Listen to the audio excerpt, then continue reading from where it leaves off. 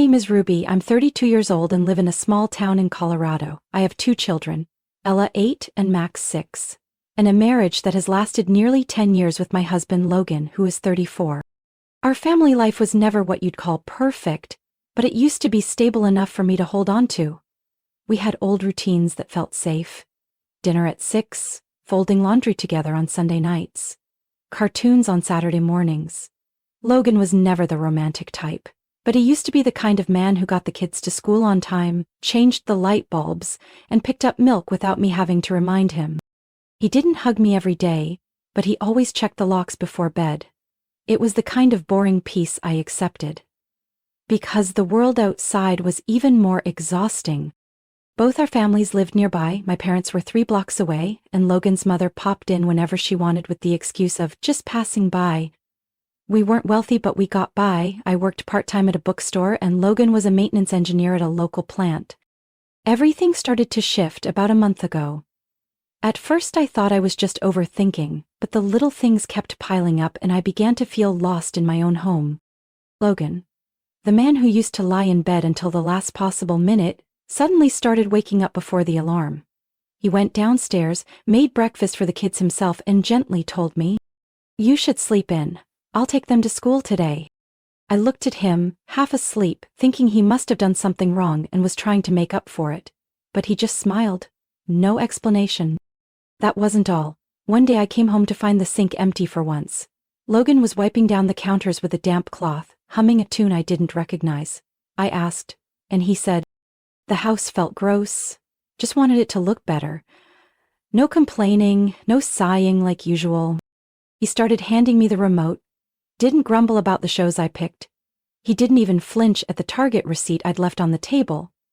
I waited for something like, "Why are you buying so much?" But nothing came.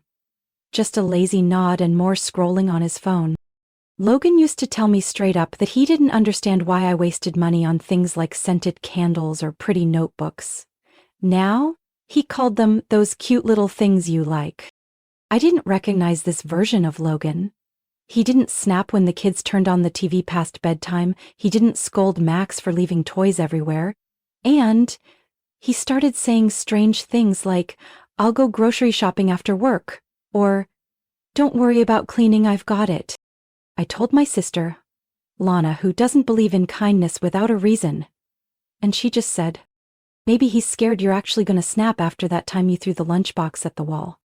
I laughed, but not fully, because deep down, I knew something wasn't right.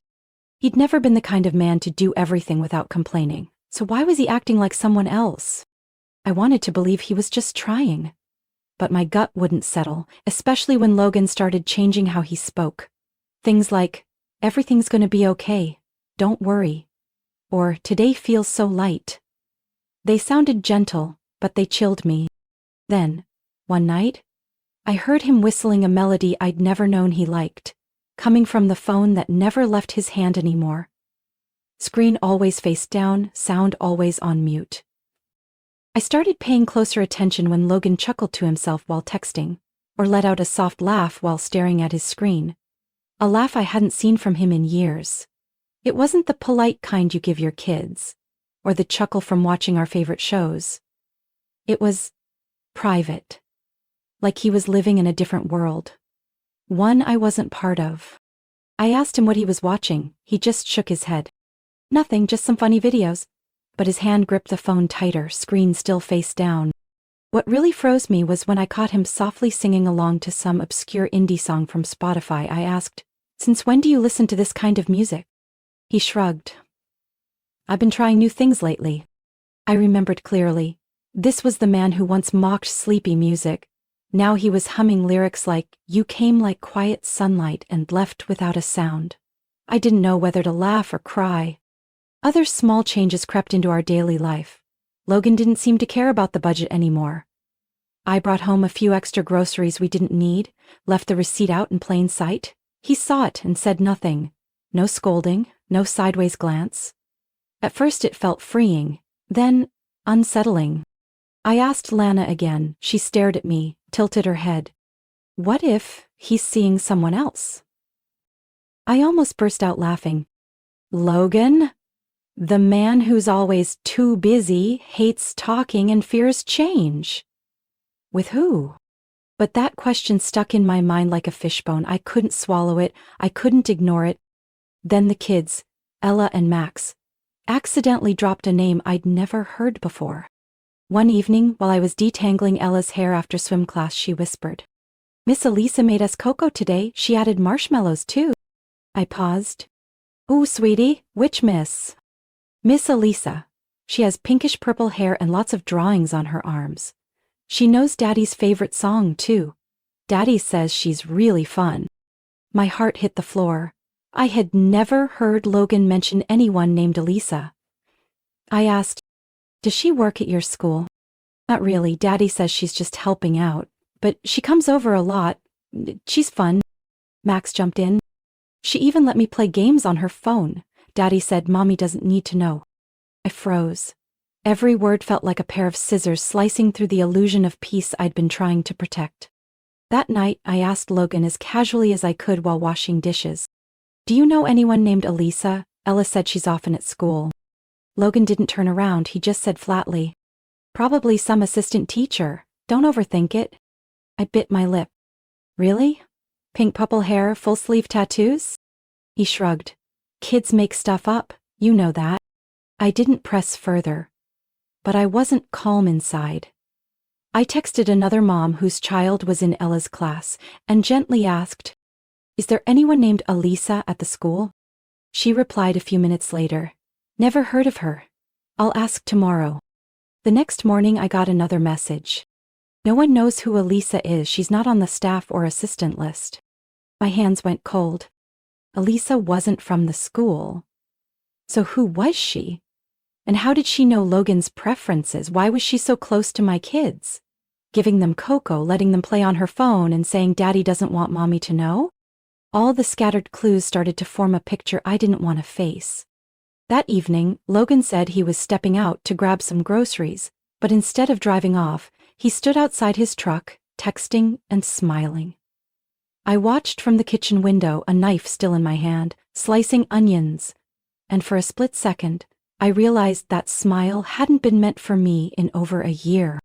I'm not someone who gets blindly jealous, but something deep inside told me, if I didn't find out the truth soon, everything would collapse before I could prepare for it. It happened on a Saturday afternoon while I was rushing to pack snacks for Ella's friend's birthday party. I had already bought cake, candy, and juice, but forgot the specific box of cookies Ella insisted on bringing because Kate likes them. Logan was supposedly grocery shopping, so I had to manage alone. I opened his truck, his old pickup that he usually parked at the end of the yard, to grab the cooler and water bottles for the kids, and then, while rummaging through the glove compartment, my hand brushed against something unfamiliar. A phone. Not the one he used every day, not the iPhone he always had face down each night. This was a different one. Black, older, no case, no screen protector. At first I thought it was an old backup. But when I pressed the power button, the screen lit up. No passcode. I glanced toward the house. Logan wasn't back yet. My hands trembled as I opened the messages. The name at the top made it hard to breathe. Elisa. I didn't have to dig far. The texts jumped out at me. "I miss you. The kids are adorable. Max keeps asking if I'll come back. I just want to hold you and disappear from this place. When are you going to tell Ruby? We deserve a fresh start."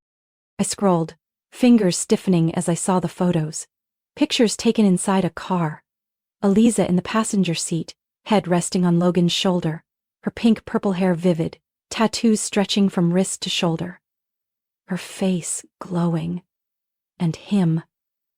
He was smiling. The kind of smile I once believed was mine. Another photo. The two of them at a park, in the distance, blurred but unmistakable, were Ella and Max on the slide. I felt sick. I don't know how many screenshots I took. My hands kept shaking, but I kept saving every piece of evidence to my own phone. I saw a message from 3 weeks ago, when I was sick in bed with the flu.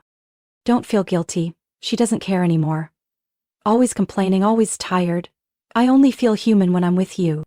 So I was complaining, huh? And he felt alive with another woman while I did the laundry, made dinner, and soothed our kids to sleep? I sat frozen in that truck for nearly 10 minutes. The kids were inside watching cartoons, unaware. I, the wife who once thought she was strong, now sat in an old pickup clutching a phone and the crumbling remains of my world. I walked back inside, evidence clenched tightly in my pocket. Logan had just returned, carrying grocery bags from the convenience store. He walked into the kitchen, calling out like nothing had happened. "Did someone remember almond milk?" I said, "When did you get a second phone?" He stopped, looked at me, then gave a weak chuckle. "What are you talking about?" I pulled the phone out and placed it on the table. The screen was still lit. "This one. The messages, the photos, Elisa, everything." He stood still. No denial, no excuses, just closed his eyes for a moment and sighed. "I was gonna tell you, I just didn't know when." I let out a quiet laugh. "You found time to laugh with her, to take her out with your kids, but not to talk to your wife?" He set the bags down and said slowly, "You're always like this, heavy, you don't let people be themselves." I turned and walked out of the kitchen. My hands were still shaking, but my heart wasn't afraid anymore. I don't remember how much I slept that night. Maybe I didn't sleep at all. But the next morning I got up earlier than usual. The kitchen still smelled faintly of the coffee Logan had made the day before, but I didn't touch it. I got the kids dressed, made breakfast like always, and tried to keep my voice steady when I said, "Put on your jackets, it's cold today." Logan didn't say a word. Maybe it was because of the message I sent last night. Maybe because he hadn't figured out how to twist everything into being my fault yet. I waited until the kids got in the car, then I turned to him and said, "I won't be sleeping here tonight." Logan frowned. "Ruby, you're overreacting." My gaze didn't waver. "You want me to stay calm? I've been calm for a whole month while you let some strange woman get close to our kids, brought her into this family like I was the outsider." He raised both hands, his voice lowering. "You always do this, always criticizing, always pressuring. You're always tired, always saying no one helps you. I just needed someone who made it easier to breathe." I let out a dry laugh. "So the solution is to lie to your wife, get a secret phone, and whisper sweet things to your mistress in the car?" Logan turned away, rubbing his head. "I never meant to hurt you, it's just, I don't feel like myself in this marriage anymore." There was no anger in my eyes anymore, but with a hollow ache that went all the way down. "Well, now you're free. You're the one who walked out of this marriage, not me." I packed what the three of us needed in silence. The essentials, clothes, a few of Max and Ella's favorite toys, some of the bedtime books I used to read to them. I left the wedding photos hanging on the walls. I didn't need to carry any more illusions with me. I called Chloe, my sister, the one who used to mock Logan during our first year of marriage. She just asked, "How soon do you need me there?" 30 minutes later I was in the backseat of her car, looking at the house I used to call home every day. Now, it was just an empty shell. Ella rested her head on my shoulder and whispered, "Where are we going, Mommy?" I stroked her hair and answered, "We're staying at Aunt Chloe's for now, just for a little while. Everything's going to be okay." Max sat in the back seat, gripping his toy dinosaur. He didn't say a word, and I knew even at his age, he could feel something big was changing. That night, after the kids were asleep, I sat in the small guest room at Chloe's house with the old laptop she gave me. I started doing things I never thought I'd have to do. Changed passwords, logged out every device with Logan's name, sent a request to temporarily lock our joint bank account, and transferred my portion to a newly opened account.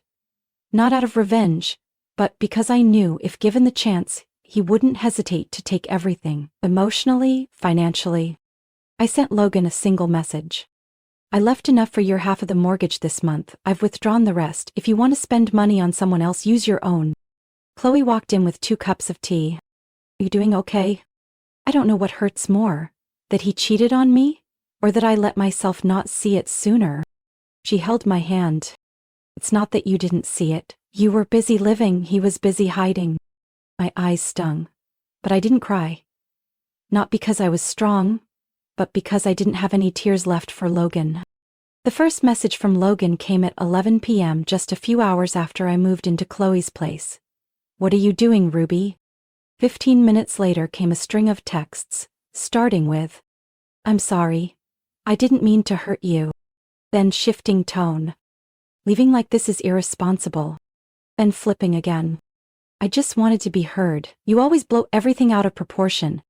I placed the phone face down, but my hand clenched around it as if I could crush every memory with sheer pressure. The next morning, I got a call from June, Logan's mom. We'd never been close, though I'd always kept things polite. Hi, Ruby. Her voice was soft, almost enough to sound like she cared. Logan told me you two had a little misunderstanding? I didn't sugarcoat it. Ma'am, he cheated. That's not a misunderstanding. He let that woman around my kids? He had a second phone, I have proof. A long sigh came through the line. Ruby, everyone makes mistakes, but my daughter-in-law, because I still see you that way? Don't let one moment of anger tear a family apart. Think of Ella and Max. I cut her off. I am thinking of them. That's exactly why I can't let someone who lies like that keep playing the perfect dad. She stayed quiet for a few seconds, then spoke in that tone like I was the irrational one. You've always been too sensitive. Logan just needed someone to listen, and you... I hung up. An hour later, I got a group text. Me, June, and Nicole, Logan's sister. Nicole used to be someone I thought I could trust, until I read her first line. You're tearing this family apart. The next message from June read, Logan hasn't eaten anything since yesterday. He said you took the kids without telling him. I replied with 3 screenshots from the secret phone. Logan and Elisa hugging, Logan texting, she doesn't notice anything. We just have to be patient. I added one line. This is the truth about your son. Don't ask me to play deaf and blind anymore. That afternoon, Chloe took me shopping for some clothes for Ella. While helping her try things on, I got a message from an unknown number. Don't turn this into a war. I didn't need to guess it was Logan. I replied, wars don't start with the ones who were betrayed. Not long after, Chloe got a message from Logan. The first line said, You're helping Ruby destroy my life. Chloe silently handed me the phone, then replied with a single word. Good. That night, while I was drying Ella's hair after her bath, she asked softly, Mom, is Dad mad? I paused. Dad's sad, honey, but not because of you. You didn't do anything wrong. Without a word, she leaned closer and whispered, You seem stronger now. That sentence crushed my throat. Not out of pride, but pain. Because my daughter had to learn what heartbreak looked like too soon, and already felt the need to measure her mother's emotions at just 8 years old. I didn't need forgiveness from Logan. I didn't need approval from his family. I just needed a clear path to protect myself and my children. And if that made me too much, then I was willing to carry that label. Because this time I wouldn't stay silent to keep the peace for people who treated me like something disposable in the very house they burned down with lies. After 3 days of silence, Logan returned like a storm. I was walking Ella and Max to the car when I saw his pickup truck parked across the street, engine running, window down. He didn't get out, just sat there, eyes fixed on the 3 of us like he wanted to freeze the moment. I hesitated for a second but didn't stop. I got the kids into the car, locked the doors, and drove away without looking back. That night, he texted, I just wanted to see the kids. You're trying to erase me from their lives. 5 minutes later came another. If you don't let me see them, I'll just pick them up from school like I used to. I immediately called the school office. I kept my voice steady as I said, We're currently in the process of separation. I need to update the list of authorized pickup persons for Ella and Max. The staff confirmed and noted the update. Only Mom, Aunt Chloe, and Grandma will stay alert. The next day, I got a call from Ella's homeroom teacher. Her voice was tense. Miss Ruby, this morning Logan showed up at the school unannounced. He asked to take Ella home before dismissal. When we said no, he got agitated. I thanked her and apologized for putting the school staff in that position. After hanging up, I sat at Chloe's kitchen table, gripping a cold cup of coffee. Logan wasn't just texting or lurking anymore. Now he was testing my limits. 3 days later, I got off work to find him leaning against his truck in the parking lot, hands in his pockets, eyes cold. I just want to talk, he said as I approached. I have nothing to say, I replied, gripping my keys tighter. Don't act like I'm dangerous, he snapped. You showed up at the school at the parking lot at my sister's house, so tell me, what would you call it? He went quiet for a few seconds, then gave a bitter laugh. You want to turn this into some kind of movie? I opened my car door without looking at him. If you follow me one more time, I'll file a restraining order. I wasn't bluffing. The next day, I went to a lawyer's office and started the paperwork. I didn't want my kids growing up in constant tension, but I also couldn't let this man believe I would keep giving in. That evening, while reading to Max, my phone buzzed. A message from an unknown number. Hi Ruby, this is Elisa. I know I shouldn't text, but I need to tell you the truth. The next message followed immediately. He told me you two had been separated for a long time, that you didn't care anymore. I believed him. I didn't know anything about you or the kids. I scrolled down, reading every word slowly. I only realized how wrong everything was when I met Max. He asked if I was his new teacher. I couldn't answer. I stepped out onto the balcony, took a deep breath, then typed slowly. You don't owe me an explanation. But you knew who had a wife, a family, who was lying. You're not as naive as you think. Elisa's final message came a few minutes later. I've stepped away. I'm disgusted with myself too. I wish you peace. I left it there. No reply. No need to toss more words onto a dying fire. The tension kept escalating all week. Logan shifted into the pity phase. He started sending crying texts, saying he couldn't eat or sleep, that there's no point in living after losing my family. Chloe's eyes searched mine, worried. Do you think he'd do something reckless? Erkenbag, I shook my head. Logan loves himself more than anyone. He's not reckless, he's just dramatic. I began logging every call, every message, every time he showed up unannounced. The lawyer advised me to document everything in preparation for the upcoming custody hearing. I filed for legal separation on Ella's 8th birthday.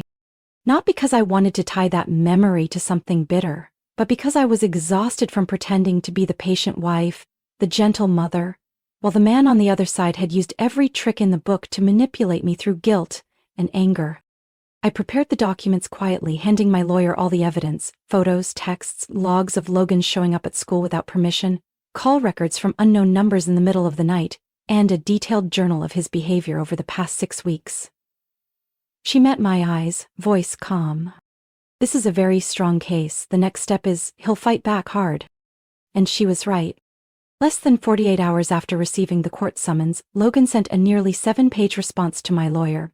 He requested a 50-50 split of all assets, including the car I used and the savings I had built separately from my part-time job. Worse, he demanded joint custody of the kids. I wasn't surprised, but it still sent a chill down my spine. In his petition, his lawyer argued that Ruby has shown signs of emotional instability, having relocated the children without proper notice, and that restricting paternal access constitutes hostility and harms the children's emotional development. I let out a dry laugh. Chloe slammed the table. He's serious? After everything he did? I exhaled, grabbed the phone and called my lawyer. What's our response? She replied calmly. No emotional reaction, we have the facts, and the court will see them. At the first hearing, Logan showed up in a wrinkled suit with dark circles under his eyes, trying to look miserable. His mother, June, sat silently behind him the whole time, saying nothing. Nicole didn't come. His lawyer repeated the same points, that I had removed the children without notice, that Logan was a devoted father being kept from his kids due to misunderstanding. I didn't speak. I simply held up my phone and scrolled through the photos, the messages, the school notes, and the incident report from the parking lot. I didn't need to argue. The truth spoke for itself. The judge looked at me, then turned to Logan. Do you know a woman named Elisa? Logan glanced at me and nodded slowly. Do you confirm that you allowed her to interact with the children without the mother's consent? Yes, but... No, but... The room froze. Logan slumped in his seat and exhaled heavily. June turned away, staring at her hands. She didn't say a word from start to finish. A temporary ruling was issued afterward. I would have primary custody. Logan was granted supervised visitation. Regarding assets, most of what I had built or kept in my name was recognized. The 50-50 split applied only to the marital fund. And I had left enough for him to live decently if he knew how to manage it. After the hearing, I heard nothing from Nicole. No calls from June. The sarcasm, the blame, the "you should think of the kids," all vanished. Maybe because they finally saw the truth. Or maybe they were too busy comforting Logan, who began posting vague things on social media about being betrayed by those closest. And Elisa? Not a trace. Her social media accounts were deleted, her number disconnected. An old acquaintance at the gym whispered that she had quit suddenly, without saying goodbye. Maybe out of shame, maybe clarity. But whatever the reason, I no longer cared. The kids and I moved into the small spare room at my parents' house in a quiet neighborhood north of Denver. It was just big enough for 2 twin beds and an old bookshelf, but at least no more coldness hiding behind closed doors. My dad built an extra coat rack. My mom cooked dinner every night. Ella helped pick vegetables. Max loved lying on the living room rug, watching reruns of the shows Logan used to call boring. I returned to part-time work at a local bookstore. The pay wasn't much, but I felt peace standing among the shelves, reshelving books I once read as a girl, before I became a wife, then a mother, then a woman trying to hold a crumbling house together. On weekends, I drove for rideshare to earn extra. Chloe often joked that I was a supermom, but I knew she just wanted to make me laugh, if only for a moment. In reality, money was tight, especially after the asset split and my share of the kids' future tuition. But at least I knew every dollar I earned was clean. Mine. Untainted by anyone else's lies. I began searching for a small apartment for the 3 of us. Something modest, with morning sunlight through the windows, a little balcony where Ella could grow herbs, and close enough to school that Max could eventually ride his bike. No need for a dishwasher. No glossy hardwood floors. I just needed a place with no broken memories. One night, after Ella had fallen asleep and Max was still doodling in his notebook, I sat at the kitchen table and reopened one of Logan's last messages. "You ruined everything. Hope you're happy." I never replied to that message. I no longer needed to explain myself to someone who chose to believe everyone else over the woman who shared his bed for nearly 10 years. And I wasn't trying to appear strong. Some nights I still lay awake, feeling hollow like a bed without blankets. Sometimes I cried when I saw Max accidentally write the word "Dad" in his school drawing. But then he ran up to me with another drawing. "It's you reading to us." And so I kept going. One afternoon, while shelving books at the store, a woman walked in. Long brown hair, sunglasses. She walked straight to the counter, bought 2 children's books, and before turning to leave she said softly, "You're Ruby, aren't you?" I looked up, stunned for a second. It was Elisa. She didn't smile, but she didn't look away. I just wanted to say, "I understand why you didn't forgive me, and I don't expect you to. I don't hate you anymore either." Elisa bowed slightly, then left without looking back. I watched her disappear through the glass doors. No anger rose up, no sense of triumph, just relief, like finally taking off a pair of shoes that had been too tight all day. That night, I wrote the first lines in a new journal, like starting something that no longer had Logan lurking in the corners of my thoughts. And if, in Logan's story, I'm the villain, the one who destroyed the family, hurt him, walked away, so be it. My story isn't about becoming strong. It's about standing up when silence no longer protects anything. I didn't win. I didn't need to. I just reclaimed ownership of my life after being turned into a shadow in my own home. Now, though things are still hard, I know I'm truly living, not trying to please anyone, not suffering to preserve something already gone. And that, to me, is freedom. What do you think of Ruby's decision? Was she too harsh? Or was this the only way to protect herself and her children? Share your thoughts below, and don't forget to follow the channel for more heartfelt stories about family and life.